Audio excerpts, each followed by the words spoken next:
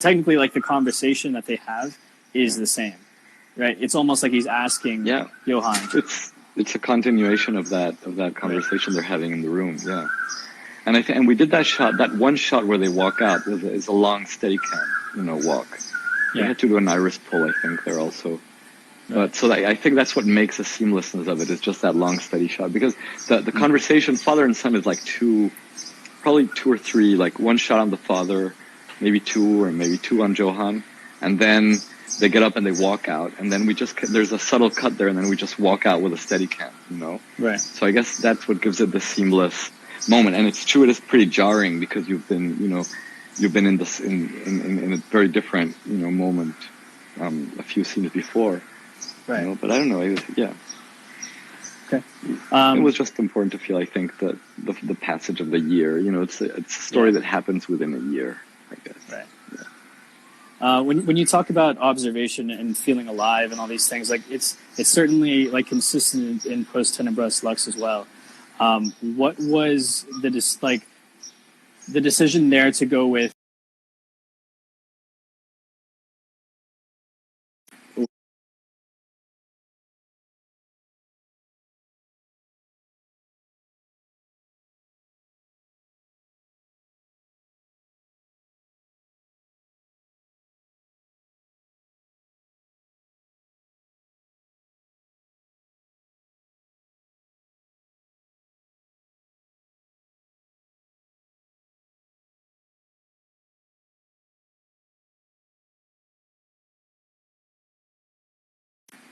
Silent Light, and with Post Tenebras Lux, that was a 4x3. Okay, can you repeat the question again? Because you cut out for just a second there. Oh yeah, no, just talking about the connection between the two films, going from one to the other, with the same storyteller. What was the approach in deciding the aspect ratio? That was the landscape. I think also in both stories, honestly, it's the landscape that kind of decides the aspect ratio, and not just the physical landscape, but also the mental landscape. For Post Tenebras Lux, we shot in a mountainous area around Mexico City. It's a little town called Tepoztlan, and it's a beautiful place. And then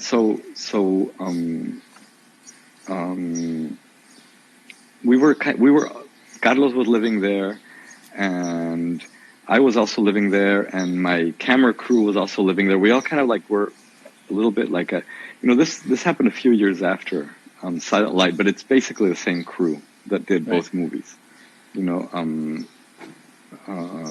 we're all good friends. We used to all kind of live in the similar, kind of like around the same part of town in Mexico City, and then Carlos moved out to Tepoztlan. And everybody kind of got tired of Mexico City because it's a hustle and a bustle, and Tepoztlan is not far. It's like a 45-minute drive, and it's beautiful out there. It's, if you've seen the movie, it's gorgeous up there. It's just, and so these very vertical mountains with just very, these vertical stony things, and it just didn't fit in an anamorphic or even in a 185, And then there's the mental landscape as well, that this whole movie, Post Tenebras, kind of happens inside the head of a dying man. That's a little bit the idea. Right. So we also wanted to kind of, the 4/3 is a composition that's more similar to the head as well, Yeah. So that was a choice for 4/3. Yeah. And is that what? And talk about that distortion, that circular distortion on the edges. Yeah. So we always wanted to have some kind of to kind of emphasize this thing that it's inside the mind of a character. We wanted to kind of create sort of like a world, like its own little planet. Yeah. And we did a lot of tests with old lenses. We thought maybe some heavy vignetting or heavy distortion would do the trick and stuff. And so we tried we tried Balters, and we tried we tried a lot of really old lenses, Bausch and Lomb, but it wasn't enough. It was too subtle, and then I bumped onto these little weird filters that this Vantage Film had in its catalog. Vantage Film is a company in Germany. They do the the Velux or whatever, and they have like a really cool approach to lens making and so on. And there were these adapters, so we didn't know like how we were going to achieve that, and then basically we asked for those, and then was like a big problem with like, I mean, I'm not going to make too much of a long story, but there was like some customs things because the lenses were stuck in those filters were stuck in the in customs for like 2 weeks. Or Oh wow! the thing is that they got to us like 2 days before we could do principal, so we didn't have time to test them out, and so we just popped them onto the camera and we started shooting. Yeah. And then we got the dailies like 4 days later, and we've been shooting for 4 days with those things on the camera, and we got the dailies, and we were like, what the fuck, dude? Like, holy shit, this is like too much, maybe, you know? Yeah. And we were like, and Carlos was like, it's okay, we can always shoot everything again. And then the next, or maybe that night, he calls me up and he goes, you know what? No, we got to shoot the movie like this. Let's just do it like this. Right. And I'm like, sure. Okay. Wow. But there were certain locations and scenes that didn't have that. I feel like it was a lot of interiors that didn't have that. The interiors don't have it, only the exteriors. And I don't know why we made that choice. We really regretted that choice. At the end of the day, it was some weird creative choice that we made. And I think it was kind of like, it was our fear, kind of like our fear of using this very radical, optical thing that we thought we needed to give people a break every once in a while to not have the whole movie like that.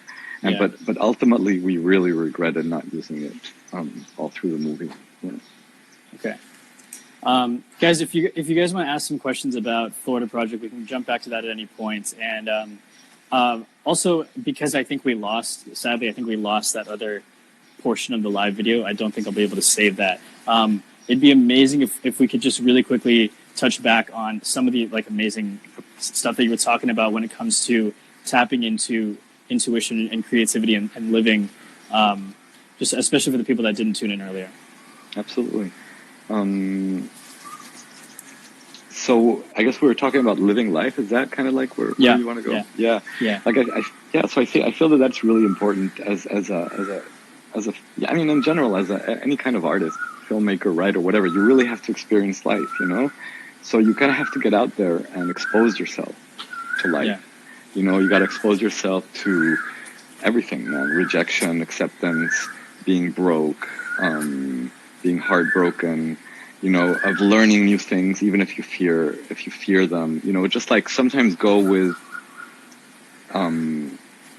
things you want to do, even if you're scared shitless of doing them, just like, with with whatever responsibility, don't go out there and kill yourself, but, within whatever parameters, like really experience things and not be fearful of that. And that's going to give you perspective, and it's going to, and kind of like life lessons, that you can then apply to your art or to your craft, Right. So many people, I think a lot of cinematographers and directors, they look at their narrative work as a career path where they're trying to make monetary success. I know for you, you've done some of the biggest music videos and commercials around the world. Has that allowed you the freedom and flexibility and luxury of being so particular with the directors you work with? And was that a choice that you made early on? Yeah, exactly. It's exactly that, because when you do a movie, it changes your life, right? Basically, it's it's like getting on a boat, and you're going to be there for 3, 4, 5, 6 months, maybe even longer. Like I remember when they shot Apocalypto, I had friends who went to shoot Apocalypto, man, and they came back like a year and a half. They came back, they were married with kids. Like some of them came back, man. So Wow. So when you do a movie, man, you really have to, I think, believe in what you're doing, because it's a heavy commitment, I mean, that's my point of view. Some people really like making movies so much they'll just do one after the other. I can't do it. And also because when you do a movie, then you don't live life. You're only making movies, It doesn't give you time to live life. You wake up, you go to set, you wrap, you come back, you have a couple of hours to, just get your head out of the way, and then you're back, And it's like that every day, and then on weekends you're like done, baked, Right. and there's always things to do. It just becomes very, that all you do is talk about the movie. You talk to the director, you talk to the actors, you talk about, your life is a movie, so you can't experience other parts of life. So I think doing commercials and music videos and short form narrative or whatever, first of all, it gives you the freedom to then, have a little extra cash on hand to then just, go and travel somewhere, I went to India for a year with Right. nothing, and do things like that, and like that I've traveled to Peru and, wherever you want to go, you just got to go there and just experience it, not just in a way of, like tourism and just going to see this side of it, but really get in there and experience a place and talk to people and live life, or just take some time off to whatever, fall in love and be heartbroken or whatever, and just take time to live it, So you got to have time. And then that way you have I guess a better perspective on how you're going to approach filmmaking, because at the end of the day, I think it's a mirror, I don't know which one is a mirror at this point anymore, but film is a mirror, art is a mirror to reality and vice versa. It's a whole mirror game. So whatever you learn in life, you're going to be able to apply to your art and vice versa, man, also, so Right. It's keeping that balance, I guess, between life and art, that I guess enriches your whole experience of both, of both things. Right. I had mentioned to you that I was watching a few interviews of Carlos Regadas talk about his perspective on cinema and how it's kind of become a circus in a lot of ways for him from his point of view, where people are just trying to consume information. Do you feel like there's an oversaturation of stuff being made and a lack of attention to what it is that we're saying and how, or more of, I guess, how we're saying things? I don't know, because I think we are consumers, man. At the end of the day, even if you go to a very basic level of existence on this planet, what we do is we eat and we breathe and we take the sun, and so we're consuming is part of the whole cycle of consuming, ejecting, consuming, and processing, so. And even art films, and it's a smaller market, but it's also based on some kind of consumerism in a way, Right. I think what it adds is it adds different layers, I guess films that are more layered, if you want, that have different layers of lecture. It's not just a simple story, but you just add layers of comprehension and meaning, and like poetry, it's poetry, it's the same words are used for poetry than for saying very simple day-to-day things, but it's the way you put those words together that start giving them greater meanings. I mean, the word always means the same thing at a basic level, but once you start putting those words together, then suddenly this word that has a very simple meaning starts getting new meanings on top of it, So, Right. so the films I like to see are the films that, that actually kind of give new meanings to basic things, and just take things to it's all about an upward spiral of making things, adding meaning and adding depth and adding power to the simple things in life, Yeah. Okay. I think also. Yeah. Go ahead. So I think in a way, that's some, but I don't know, man. I don't know. I think it's nice to have variety, and I think it's I also like to sit down and just watch a movie that's just pure entertainment, and why not? And it's got to be there too, At the end of the day, we are consumers, and Right. So I don't know. I'm not sure I agree with Carlos 100% on that. I feel that I like the world as it is. Honestly, I like the variety of it. I like that I can watch a superhero movie, and then watch a Carlos Regadas movie, and I could not live in a reality that just has Carlos Regadas and Right. and It's Tarkovsky. intense. Yeah, it's too intense. Right. And Tarkovsky. Yeah. Anyway, but yeah. No, I was going to ask you about I think when we break down what style is, right? Style is a reflection of how you see things, And when I see a lot of your work, there is definitely some understanding that I can put together of how it is that you see relationships, that you see people, that you see the landscapes, whatever it may be. And I actually even found it to be interesting to connect your narrative work to like your music video work as well. Can you talk about how that has informed what you do in all areas, no matter what content it is that you're creating? I mean, I think that there's also like a power, like one of the things I love about music videos is that you actually get to communicate something to a wider audience, you know, and at a different level as well. It doesn't require, I mean, dude, I love the pop part of music, you know, just, right. I like pop in general as well. You know, I think it's cool that you have that power to communicate, you know, whatever, get half a billion viewers, you know, on a project you did, you know. I think that's powerful, man. You know, I don't know if many movies can even, you know, come close to that number. Right. So that I really enjoy, like the pop part of it all. And like, I don't know, for example, from certain music videos that I've done to the Florida project, it was also like, if I hadn't done those music videos, then I probably wouldn't have come to that same like colorful popish vision for the Florida project. Because you kind of marry all the worlds, you know, right. together. And advertising's the same in a way, you know. Even it's also like a really powerful, you know, piece of communication. You have like 30 seconds to a minute, and you know, you can communicate some pretty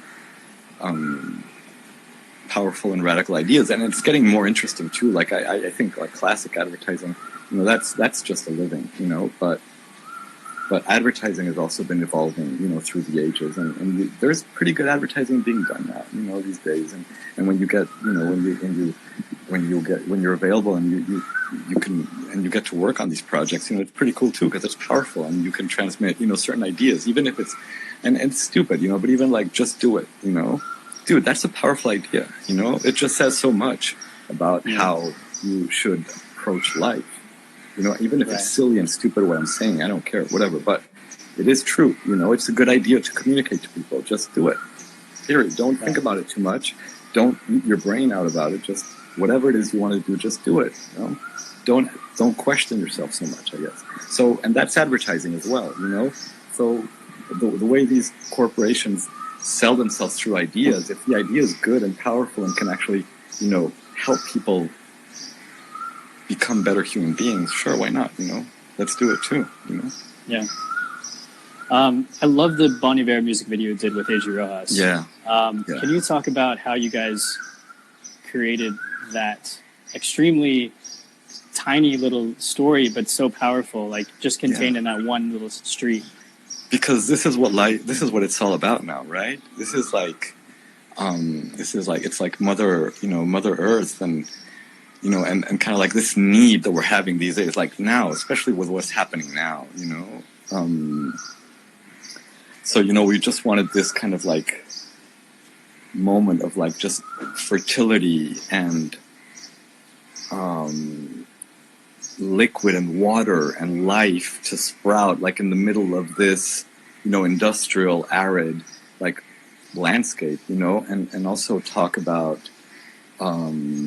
racism and talk about integration and talk about so many things that we're living in this world right now, you know, that we're seeing. And so that was, you know, I think AG was just genius in, you know, in finding this image of the rock that opens, and inside the rock is all life. And it's like, you know, it's like the cosmic vagina and, you know, like Mother Nature and just like birth. And, you know, and that's like, dude, and that was crazy. Because when we shot that video, for example, you know, when we're doing the scene where the rock finally opens, and then in the middle of this nothing landscape with, you know, these two bees are like buzzing in the frame, you know. Wow. And that's magic. You know, that's magic. You know, how do you even, obviously, you know, it was not like planned or anything. It just happened, you know. Wow, and it's crazy. And I know, like, and it's a really subtle detail. Like, I don't know, maybe nobody's really seen it, but I think you feel it.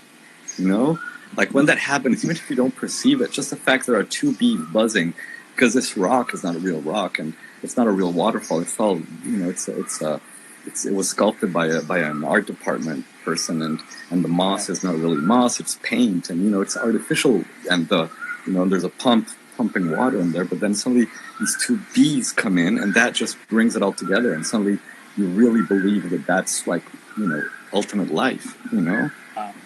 Yeah. Yeah, it's incredible. Yeah, that was one of my favorite projects of last year. That was beautiful. That was great. I'm remembering the video with The Weeknd, Call Out My Name, and that the energy that you bring on the street there again with that handheld camera, it reminds me again of your camera language in Post Tenebra as well. How often have you seen, if at all, when you're getting hired for a music video or a commercial, where people tell you, "Oh, we love what you did in this, and we want that's why we want you," because they're looking for something so similar to something that you've done before? Has that ever been the case? Yeah, I think so. I think that there is something to, especially handheld work. I think that's where as a photographer, as a cinematographer, you actually get to perform and be a part of the whole. You know, I mean, it's always a performance. I think, like when you're shooting, you know, it's not just a performance by the actors; it's a performance by everybody there. It's what energy you're bringing to the set. But that's when your performance is at its most active, you know. So I think it's really interesting. Like when you actually manage to get into the zone, it doesn't happen all the time. But when you're in the zone and you understand and you're living what's happening there, and you're just like, okay, sure. You don't think about it. You're just, you know,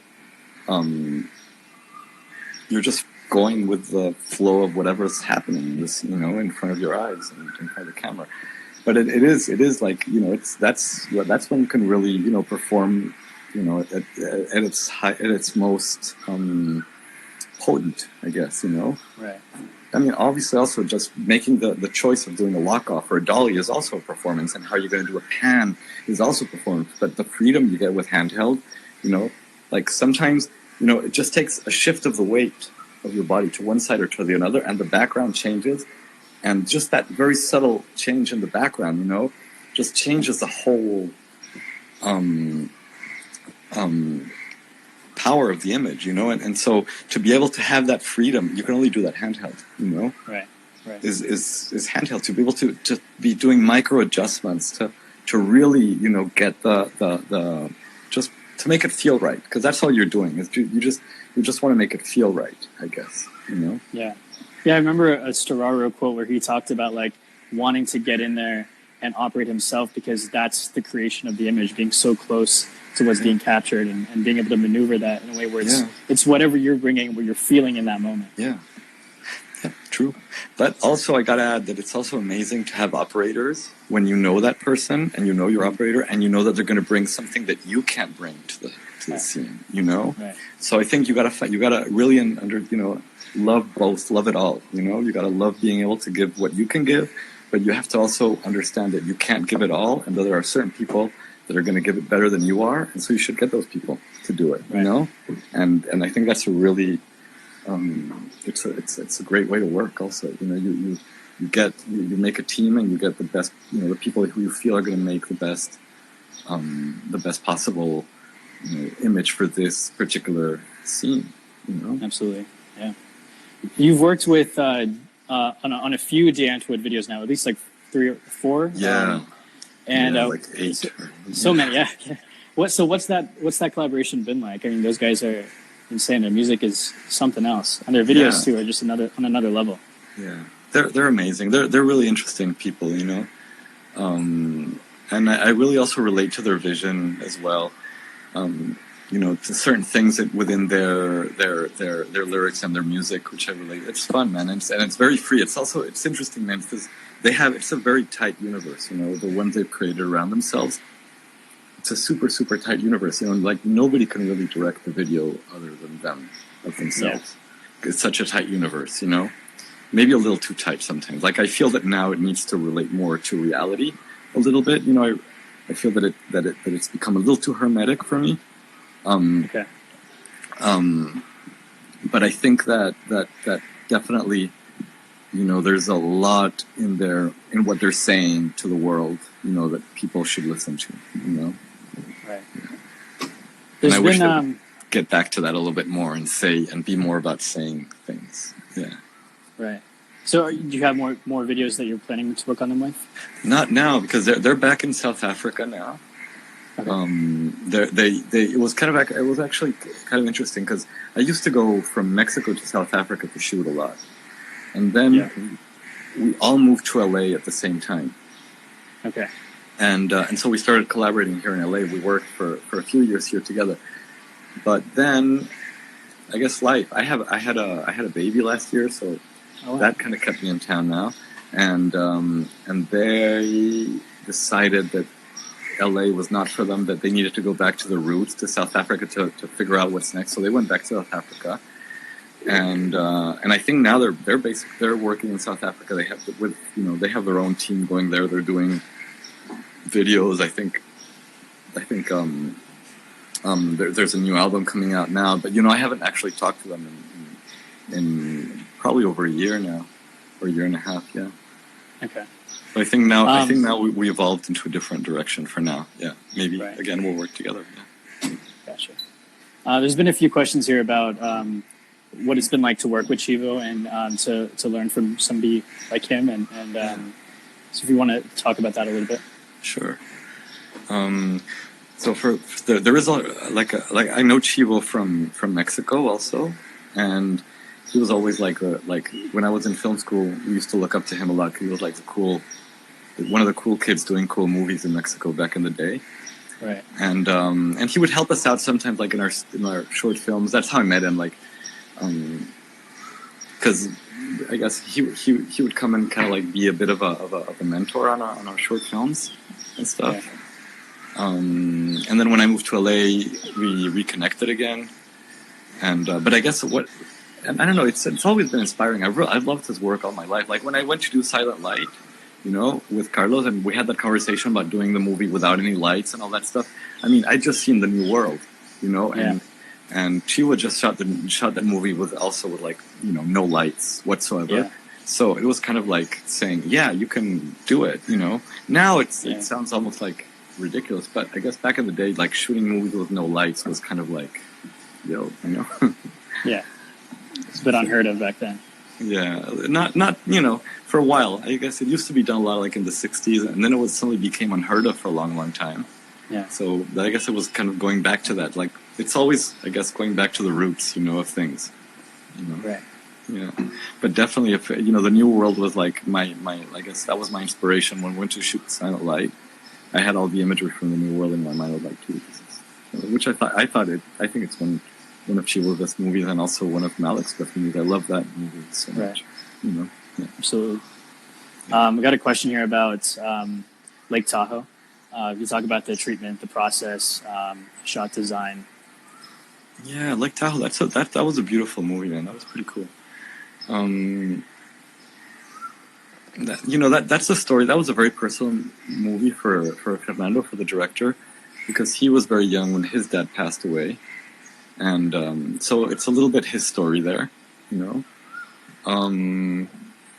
I think my contribution to that movie was shooting it where we shot it because we didn't know where to shoot it, honestly. We had this story and we didn't know where. We were looking at so many cities, and I used to go to this little port town a lot because it's very windy out there, and so I would go sailing and like kite surfing out there a lot, and it was just a great place because nobody would go there. It was just like a really lonely place. And we were looking, because the whole movie happens like within a day, like a Sunday, like a lazy Sunday. It all happens within a day, I think, or two. And what's great about that town is that nothing, like, it's just so dead. It's like Sunday every day. Like, you could lie down in the middle of the street for 10 minutes and nothing would come, even close to honking at you at that, Yeah. And just like a really sleepy port town, but it had with a really interesting past. So the architecture is really interesting, and so the location is really interesting, but at the same time it's really like sleepy, and and then there was some interesting coincidences too. Like we couldn't figure, Fernando, what are they doing there? Why do they live there if it's such a sleepy port town? But then it turns out that it's also like where the meteorite that killed all the dinosaurs, that's where it hit, or that's one of the theories. Right there is the epicenter of the crater. So then that would make perfect sense, because then the character was like was a university professor that was studying geology. There's actually an important geological center there because of the impact center of the asteroid. You know, so I don't know. That was a beautiful movie, man. Yeah, beautiful movie. I enjoyed it. Just going to go through some of these questions here. Sure. Let's see here. Are you ever worried about losing out on jobs by taking time off? Do you feel a pressure to climb a career ladder? Maybe more so before than now. I think I feel more pressure about losing out on jobs if I work too much. Because if you work too much, then you're not available when the right project comes along. You know? Right. So it's actually, you take time off and then you become available so that when that really special project comes along, you're there for it, you know? I don't know. It doesn't really work for everybody, but it's worked for me so far. Yeah. I like that. Yeah. And I don't feel like, I mean, I'm sure you always have regrets in life, a couple of projects here and there, but at the end of the day, like, it's not about a project. It's about the ensemble, you know? So if you missed out on a few, that's fine, because then you didn't miss out on the others. And those are what makes the core of your work and the core of your essence. So I think it's good to take time off. Yeah. Right. This question's about resources you take with you when shooting with no lights or lesser lights. What is it that you have with you in your package? I guess it really depends on, like, if you can go like with nothing, that's very liberating, because then you really are, but you need to have time for that. That's essential. That, like, you need time for that, you know? And so if you don't have that luxury of having a lot of time, then I like to have at least an M18, just because you can plug it in anywhere and it's super bright and it'll make a little sunlight anywhere. Now a few sky panels also, just because they're RGB and so you don't need to be worrying about gelling or anything of the sort. Little LED light panels, and that's it, and a lot of good bounces for sure, you know, like different colored bounces. You want to have, you know, like whites and browns, and, you know, maybe even have like some black, blues, whatever, you know, different bounces is nice to have, you know. Right. Yeah. Gotcha. This question's about back to the D'Antwoord videos. Is there a script outline in place? Are they results of discussions on set? Everything looks beautifully designed and planned, but also organic. Yeah. There's always a pretty solid script there. They're really control freaks. Like these two guys are like about as controlling as you can get. Like they're, you know, like I'll flow, but they're like, yeah, no, this is like, yeah. So the script is super planned. We storyboard the shit out of everything. Like usually when I used to shoot in South Africa, I'd fly over for like 2 weeks, and then I'd be in Joburg, and Joburg's a really aggressive city. It's not a city that you can just like walk out into and like just mingle, and, you know, you can do that a couple of times, but it's also there's a vibe there, you know. So that means that I'd go up there and we'd have a lot of time to just sit down and talk about the video and storyboard the hell out of it and just make everything really super perfect and super designed. And, you know, those are really planned out. Yeah. And how do you read a script? I guess what preparation do you do? Okay, so you have to. This is the hardest part, is reading the script with an open mind and an open heart, and then you go to the interview the same exact way. And I don't know. You know, I don't really. I think that, you know, you're going to do the movies that you need to do in a way that it's almost like. So there's this thing where everything already exists in possibility, and all we're here doing is manifesting things in a way. And so the way we are, you know, consuming life makes us vibrate at different frequencies. And then projects, well, that's my theory, okay? You guys can think whatever you want, but that's my theory. So that means that if you're in the right, you know, if you're in the right vibration for the project, you're going to end up doing it because it just feels right. When things feel right, I mean, you know, it's like, you know, if you feel it, you know it. That's the thing. Like, don't think too much about it. Like, feel things, really feel things. Like, I think our worst enemy is our mind, you know? Like, if you think too much, if you overthink, you know, that's kind of like, where things go haywire. I feel that you really should feel things. So, and I think thinking is part of the feeling, but there's a part of the feeling that comes before the thinking. Okay, like when you read a script, like before you think or thunk anything, you're gonna like maybe say to yourself, or you're gonna say to yourself, you know, that's it. You didn't think anything. Then you can think, oh, this is very convenient because of this and that, and then your mind, you know. But so you really have to listen to that first feeling, whether it says or whether it says you know. Right. That's it. That's all you can. So really feel things out, and it's the same when you're shooting a scene. You know, you're shooting it, and don't think it. Just feel it. What is it? You know. You know, you see the performance, you see the actors moving, you see the frame, you see it, and you go like, you know, and hopefully the director agrees with you, you know, right, or not, but whatever. But you know, usually it's the case. If you're there, you know, it'll be fine, you know. Right. And it also happens that you're like, and then it turns out you're wrong, but whatever, you know. Nobody's perfect. This question's about what's your process when starting a collaboration with a new director. Are there any specific things you do every time?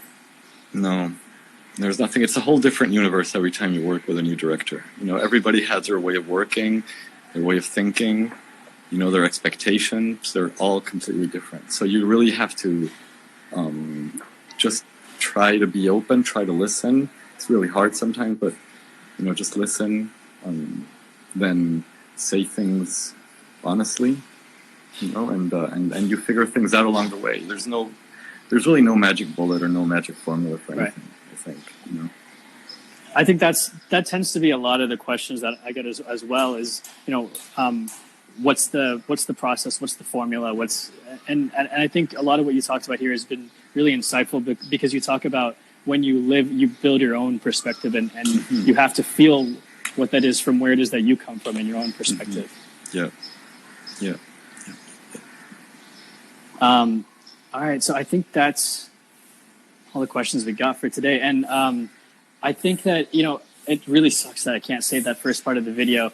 But, you know, if you guys have any other questions about Florida projects, if you want to take another couple minutes to ask about those. We talked earlier, before it got cut off, about the visual language when it came to saturation, when it came to keeping things through the kid's perspective. A lot of it being organic. A lot of the script was thrown out as you guys were shooting. Anything else you want to summarize real quick about that? No, I think what's important is that just understanding that art is a living process, you know. So, you know, sometimes it's hard, but you have to, you know, it's especially the bigger the movies get, then the less sometimes room you might have to maneuver within those realms, because the bigger the movies get, the more money is involved, and the more money is involved, the more opinions are going to be involved, and then more decisions are going to have to be taken prior to the fact. But regardless of what the contingent, because I mean, I've never done any like huge movies. I wish to do one day, definitely, but so far I haven't. But I've done big commercials, and so that's, you know, you get to understand the dynamic of when there are more and more, you know, things involved. But either way, I think just keeping things alive is really important. Like, even if all the decisions are taken, you know, and or most of them are taken, just like still, you know, try to, you know, question things in a way, like really be in touch with that feeling, and then never be shy about, you know, like saying something different at that moment, you know, and saying, it doesn't feel right. You know, let's, you know, I know we've talked about this 100 billion times, but, you know, let's try, you know, maybe you can maybe you have an idea that you think might work better, and maybe you might have that time to try it out, you know, and that's always worth it. Yeah. I wanted to ask you real quick, one last question. When I was at UCLA, we happened to have like a program, a Kodak and Cinematographer residence program, where we'd have one ASC cinematographer come and sort of mentor us for the year. And my first year that I was there in the MFA program, we had Bradford Young come. Yeah. And he talked about, it's amazing, absolutely. And he was talking about how he was thinking about taking Star Wars at that point. He was not sure if he was going to sign Solo. And he was talking about how like his whole career has not been designed to lead to a Star Wars. and so he wasn't sure if he wanted to say yes to it because he wanted to make sure it was still going to be true to the way he saw the world. How do you consider that when it comes to movies in the future that you're thinking about when you're talking about bigger films or whatever it may be? How much of that does that come into consideration? Keeping your integrity of a visual storytelling. I mean, but even if the movies get big, I feel that you've never really you don't necessarily have to betray your essence or your path or your I mean, I haven't seen Han Solo, but I know like but I think of huge movies like I'm trying to think of one that I might have seen like recently. Anyway, my mind is shot right now, but there's always a story, and there's always it's always the story always says something, man. No matter if it's so if that essence, if that essential thing that the movie's saying, is something that you can relate to, then do it, But if it's not, like I would not do something I don't believe in, even if it's an opportunity, even if it's whatever million, like just because I wouldn't know how to do it right, like I wouldn't, so. And there always is that. No matter how big the movie, no matter how big, there's always a story with a premise and a message, and there's something being said. Whether it's Avatar and it's talking about man's relation to nature, or Gravity that's talking about like Buddhism and letting go, or there's always an essential meaning. So if you understand that meaning, then do it. Then right. If that's what's in your script, in your whatever, in your feeling, your heart, Right. Absolutely. Yeah. All right, man. Thank you so much for taking this time, and thanks everybody. Dude, no, you're welcome. Thanks, guys, for listening and taking the time off to listen to me ramble on about, everything. No, man, it was incredibly inspiring, and I'm going to be posting this. It seems like somebody happened to save the first portion, so I guess we're in luck. But I'll save this whole thing on Instagram, and we can speak later. All right, man. Speak later. All right, buddy. thank you. Take it easy, care. brother. Bye. Take care. Bye, guys. Technically, like the conversation.